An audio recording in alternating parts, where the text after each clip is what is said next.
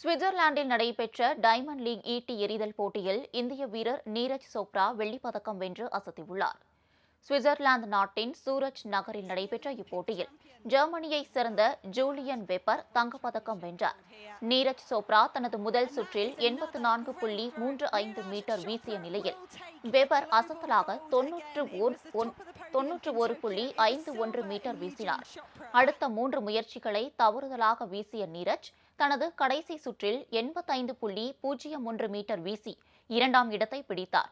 2 முறை ஒலிம்பிக் பதக்கம் வென்ற நீரஜ் சோப்ரா தொடர்ந்து 3வது ஆண்டாக டைமண்ட் லீக் இறுதிப் போட்டியில் 2வது இடத்தை பிடித்துள்ளது குறிப்பிடத்தக்கது.